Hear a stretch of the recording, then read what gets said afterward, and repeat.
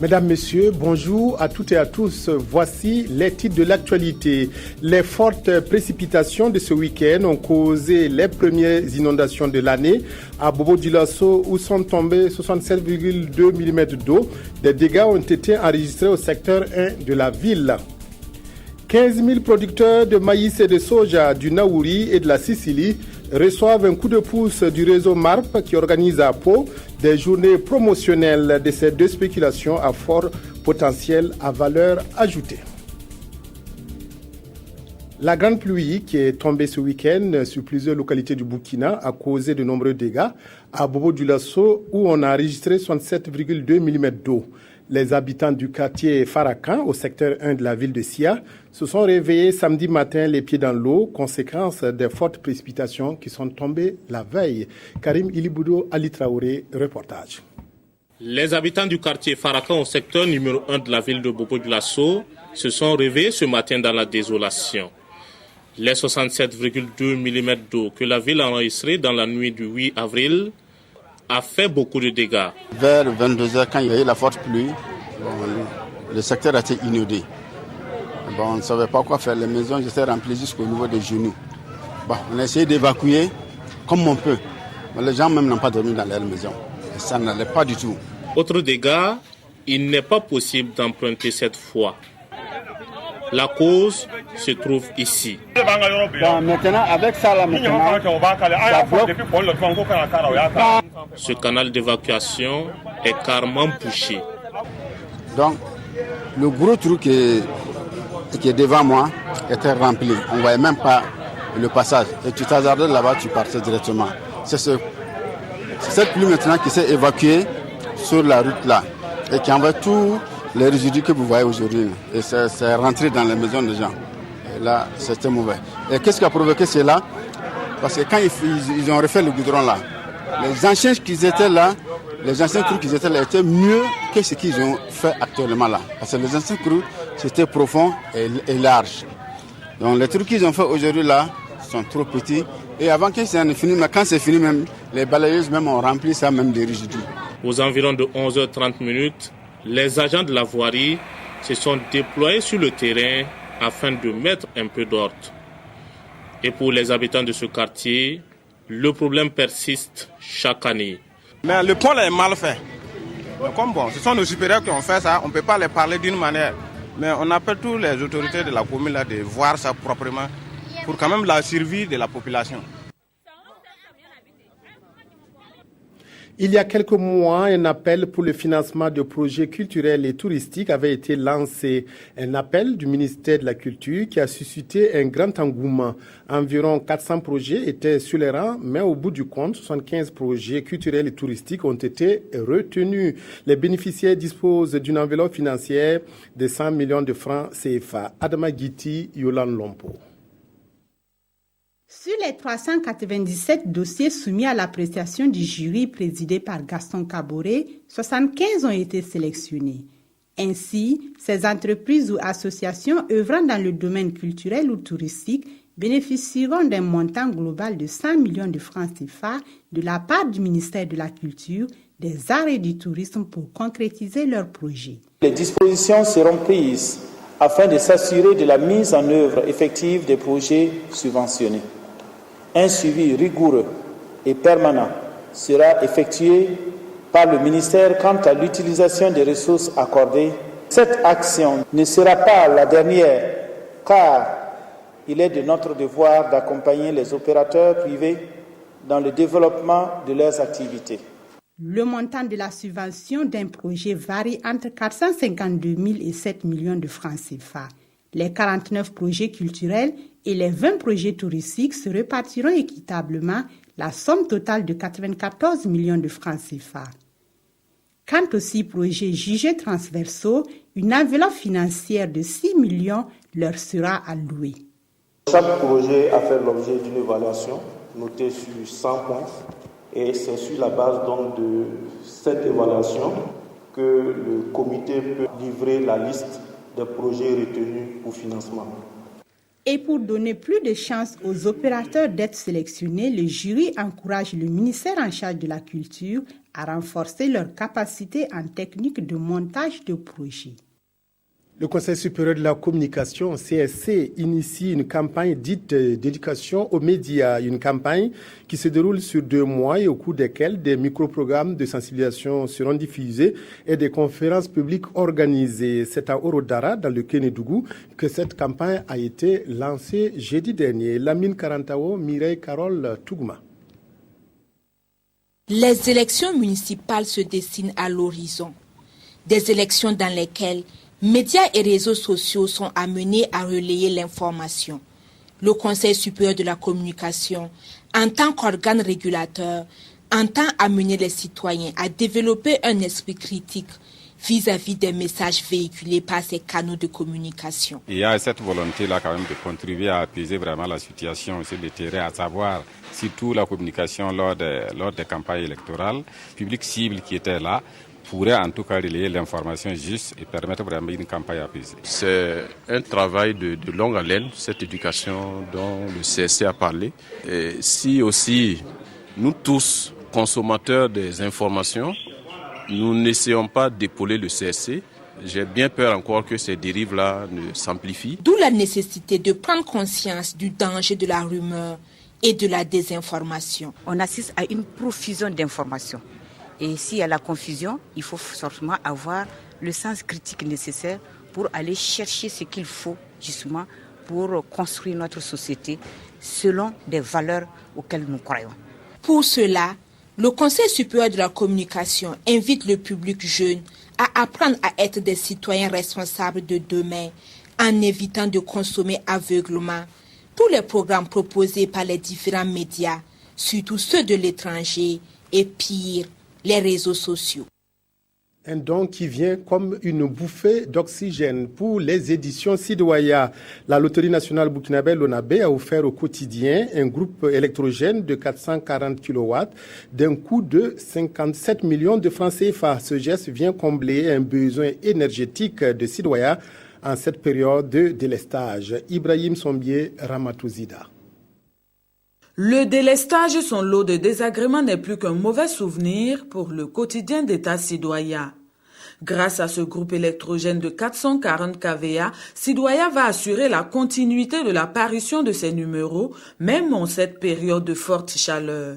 Ce don d'une valeur de près de 57 millions de francs CFA est offert par la Loterie nationale burkinabé. La nationale des jeux entend ainsi répondre aux besoins en énergie de Sidouaya et lui permettre de satisfaire à temps les lecteurs. Nous sommes dans un domaine hautement concurrentiel. Si nos produits sortent en retard parce qu'on n'a pas d'électricité pour pouvoir fonctionner, ça trouve que la concurrence a déjà occupé le terrain. Nous avons véritablement besoin d'avoir de l'énergie en permanence pour pouvoir produire. Nous devons remercier la Lonabé qui fait vraiment preuve de son slogan en mettant donc les bénéfices du jeu au profit de la nation et notamment au profit des citoyens. Le geste de la Lonabé s'inscrit dans sa dynamique de contribuer au financement des activités de presse au Burkina. Quand nous avons reçu la requête des éditions Sidouaya pour le groupe électrogène, que nous avons trouvé fondé, parce que c'est la nationale de la presse écrite, comme nous on est la nationale des jeux, il fallait les accompagner. En retour, les éditions Sidouaya vont offrir des espaces de visibilité à la Lonabé pour satisfaire son besoin de communication. Un partenariat gagnant-gagnant que le ministre en charge de la communication souhaite pérenne. La pluie qui tombe ces derniers jours fait plaisir aux agriculteurs. Le maïs et le soja, deux spéculations à fort potentiel en valeur ajoutée, sont au centre de journées promotionnelles qui battent leur plein depuis hier à Pau dans le Naouri. Les organisateurs veulent apporter leur contribution à la sécurité alimentaire tout en sauvegardant la fertilité des sols. Ce sont 15 000 exploitants agricoles du Naouri et de la Sicile qui sont concernés par la production de ces deux spéculations. Issa Kafando, Maxime Zongo, reportage à Pau. Le couscous, le déguet, la semoule et l'huile pour le maïs, des brochettes, de l'huile et bien d'autres à base du soja, autant de dérivés qui illustrent bien le fort potentiel de ces deux spéculations. C'est donc pour valoriser leur culture afin d'accroître le revenu des producteurs que ces journées promotionnelles ont été organisées. Ça va nous aider non seulement sur la production en quantité et en qualité, et sur l'écoulement aussi de notre produit. Culture à valeur nutritionnelle et commerciale bien reconnue, ces spéculations représentent de nos jours une stratégie de lutte contre l'insécurité alimentaire et la pauvreté. Elle rentre dans le cadre de la politique du gouvernement qui est d'accompagner les producteurs à produire pour une autosuffisance alimentaire dans notre pays. À la base de cette initiative, le réseau MARP sur financement de l'Alliance pour une révolution verte en Afrique en collaboration avec des opérateurs privés. Motivation, l'engouement des producteurs autour de ces deux filières. Au niveau national, les bienfaits du soja n'est plus à démontrer. Tout le monde sait que le soja aujourd'hui a un apport considérable sur le plan alimentaire, tant sur les humains que sur les animaux. Nous signons des contrats de production ferme avec les producteurs. Nous les apportons également l'appui nécessaire à la production et nous essayons aussi de commercialiser, de les aider à trouver des marchés sûrs et fiables pour la commercialisation de leurs produits. À l'occasion du lancement de ces journées promotionnelles du maïs et du soja, une vingtaine de producteurs modèles ont été primés. Ils ont reçu comme prix d'encouragement du matériel agricole et des enveloppes. Le Sud-Ouest compte parmi les régions productrices de bananes grâce à 2 villages de la commune de Ouessa dans le Yoba. Des bananeraies à perte de vue sur les berges du fleuve Moune peuvent être admirées à Boulmétéon et à Zopiel. Depuis une dizaine d'années, les producteurs de ces localités s'adonnent à la culture de bananes, souvent dans un contexte difficile. Oumarou Sagnon, Isiaka Nana. La production de la banane connaît un essor dans la région du Sud-Ouest et plus particulièrement dans la province du Yoba. Sur une superficie de 2,5 hectares, Badikoum Hien espère faire un bénéfice de plus de 10 millions de francs CFA l'hectare. J'étais dans une coopérative à Fara. Maintenant, je suis revenu dans ma région pour partager mon expérience. Ce que je fais ici, si les jeunes se maintiennent à faire ce travail, on n'a plus besoin d'aller en Côte d'Ivoire. Ça rapporte. Tout comme ce producteur, ils sont plus d'une quarantaine réunis en groupement à s'adonner à la culture de la banane naine depuis une dizaine d'années sur les berges du fleuve Moune. Ici, l'eau ne tarit pas, donc les plantes produisent à chaque période de l'année. Je dois récolter 2 tonnes de bananes aujourd'hui même. D'ici à la prochaine récolte, j'aurai plus de 5 tonnes. Des produits qui sont écoulés dans la région du Sud-Ouest, notamment à Dano, Djebougou, Dissina et surtout dans la capitale Ouagadougou. Car cela ne tienne, ces producteurs disent être confrontés à de nombreuses difficultés. Il faut prendre crédit, faire l'investissement qui coûte très cher et après l'investissement, on se retrouve main vide. C'est ça nos difficultés. Des fois, l'engrais, ça pose pas mal de problèmes avec nous. Tu peux avoir un peu d'argent, tu ne peux pas avoir l'engrais. Parce que c'est l'engrais coton. Et nous ne sommes pas producteurs de coton. L'État, dans sa politique d'accompagnement aux producteurs, effectivement, chaque année, arrive à subventionner un certain nombre de stocks en faveur, en tout cas, du monde paysan. Du reste, il faut reconnaître que ces stocks ne sont jamais suffisants. Il faudrait aussi que les producteurs, dans leur compte d'exploitation, ils prévoient quelque chose aussi en ce sens pour ne pas rester dans l'attentisme. En attendant une éventuelle subvention de la part de l'État, le groupement mixte des producteurs de bananes de Dano émet le vœu de voir la réalisation du barrage de Ouessa, chose qui permettra d'accroître encore plus leur production et aussi faire du Sud-Ouest un pôle de croissance économique. Santé à présent, la société civile à travers le réseau d'accès aux médicaments essentiels RAM, avec l'appui du Fonds mondial et du gouvernement burkinabé, lance les activités d'une plateforme régionale. Une plateforme pour lutter contre le paludisme, la tuberculose et le VIH-Sida. Nongba Kouda, Claudine Bikaba. C'est connu, le paludisme, la tuberculose et le VIH-Sida font ravage sur les populations. Et pour réduire les effets et impacts de ces 3 pathologies, société civile, gouvernement et Fonds mondial ont uni les efforts.